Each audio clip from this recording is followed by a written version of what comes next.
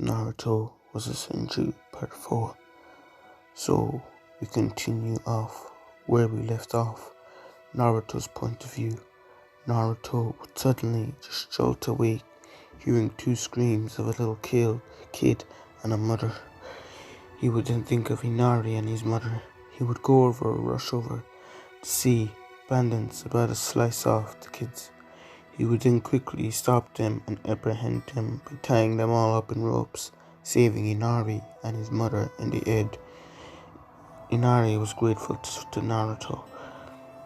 Now, as Naruto would then think of his team, he would then rush to the area where his team, composing of both Sasuke, Kakashi and Sakura, are in the bridge.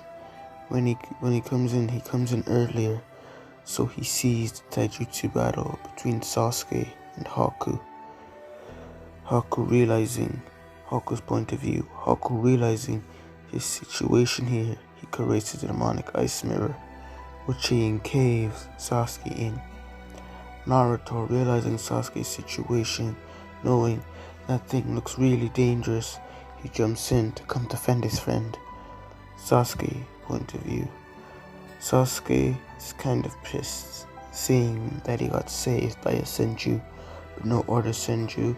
It has to be that dope Naruto. Naruto came in and asked if Sasuke was alright, which Sasuke just growled at him.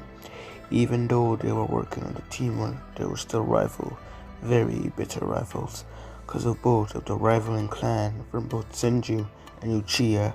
They weren't the best of friends. But Sasuke just hates Naruto for just being a Senju. Naruto notices Sasuke's personality change, but he chooses to ignore it for now. He will talk to Sasuke about this later, why he stared at him with such hateful eyes, remembering from his past as he got beaten multiple times from the villagers, them calling him a demon and a brat. All those memories, but he didn't want to remember them now.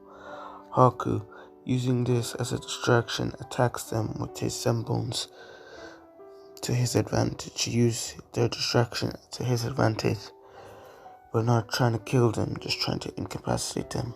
But Sasuke and Naruto were able to dodge, but still get a little scratched up. Naruto, realizing what to do, he would do a wood dome to protect both him and Sasuke. Haku, noticing this, was shocked. Naruto had the wood style. He knew the wood style because it was a famous Kikigenkai. Almost the whole 5 great nations knew it. It was the Kikigenkai to go against Uchiha Madara. It was a famous one, in fact, said to become the strongest, only the Mangekyo Sharingan to be a rival to, or the Sharingan, as not many people know about the Mangekyo. Though knowing his semblance wouldn't be able to pierce the wood dome, since he was in a circle, he tried to go around the dome, but Naruto, noticing this, would put up a wood on his back, left, right, and front, making a fully wood dome now. Naruto would then look over to Sasuke, as he told him, we need to create a plan, that we can't stay here forever. He told Sasuke, here's our Naruto plan, because he doesn't have one in his own mind, but still mad that Naruto won over him.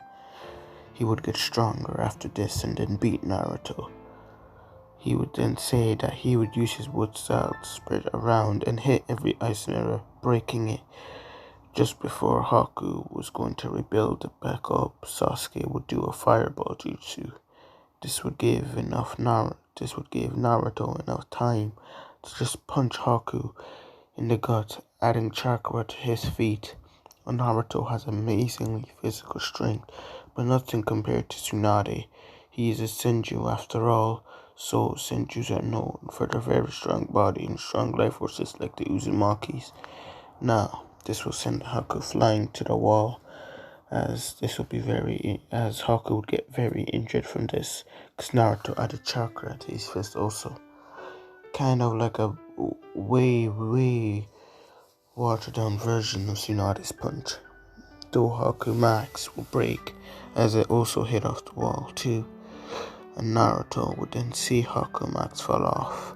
Naruto would say the same thing to Haku why he was following Zabuza. Haku would then explain his past, how his father tried to kill him and he was all alone from his life, and how Zabuza saved him, that he was his precious one. Then they would hear 1,000 birds chirping in the sky. Naruto looked in awe in the jutsu, basically saying to himself that the Chidori looks awesome. Haku's point of view.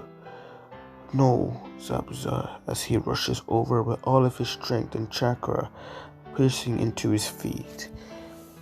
It would then pierce through his heart. Haku would die.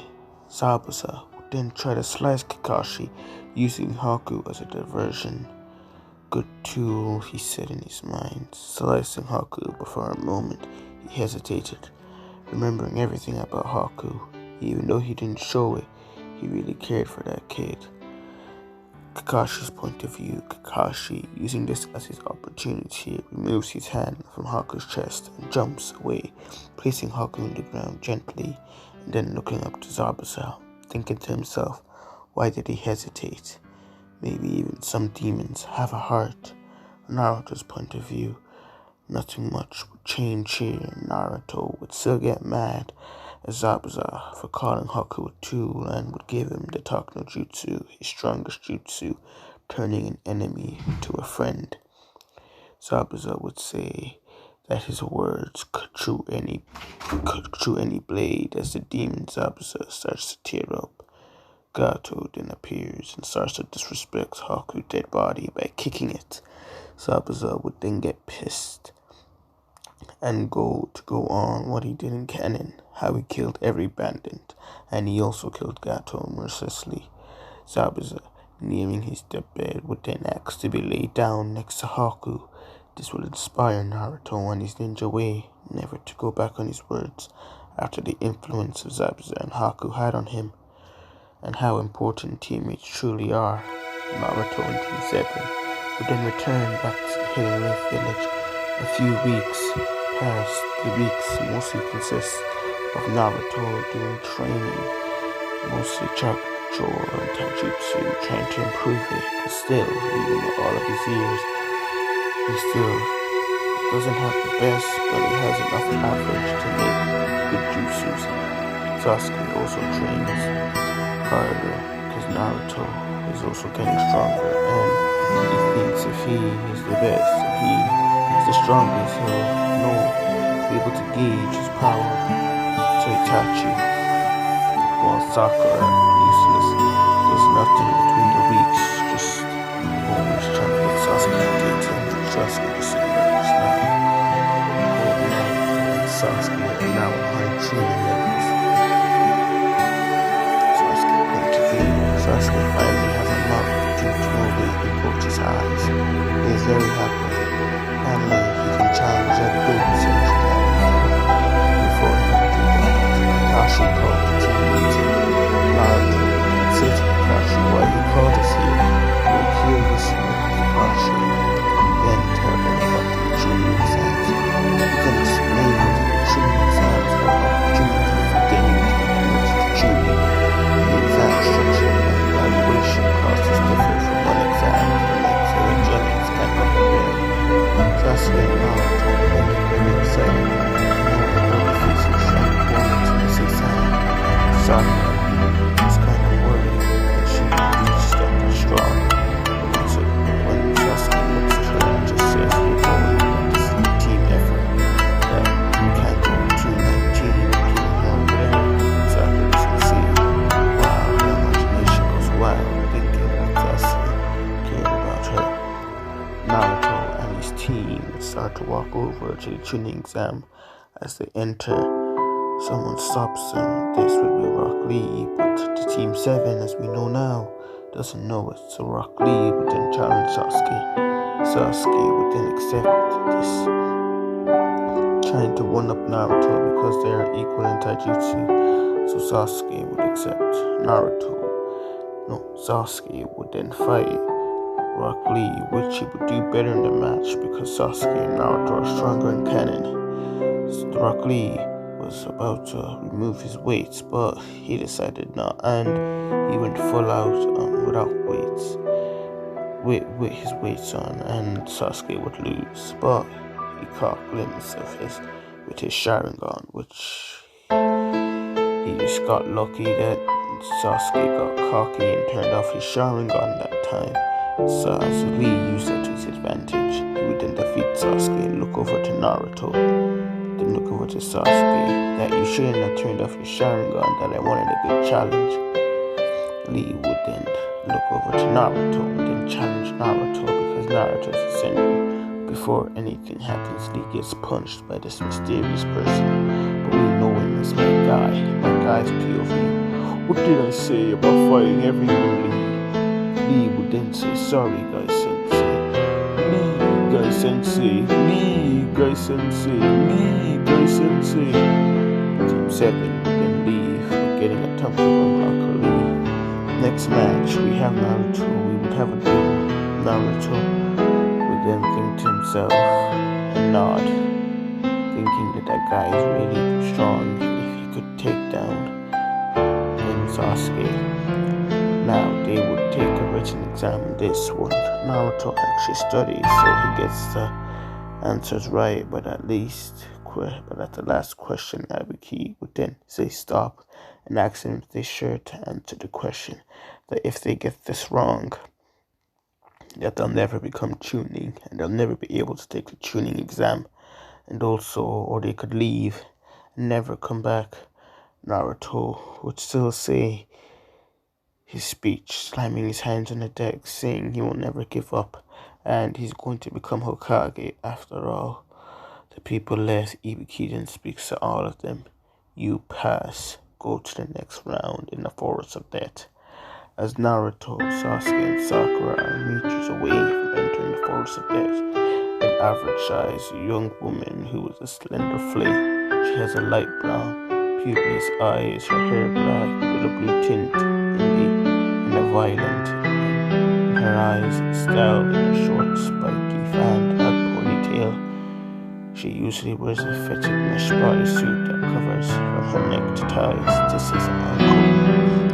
After Anko had finished talking about the exams, Naruto would still make fun of her. Even though I said he was smarter, he is still a prancer, and he loves that. His uncle would then throw a kunai, which Naruto would be able to dodge it.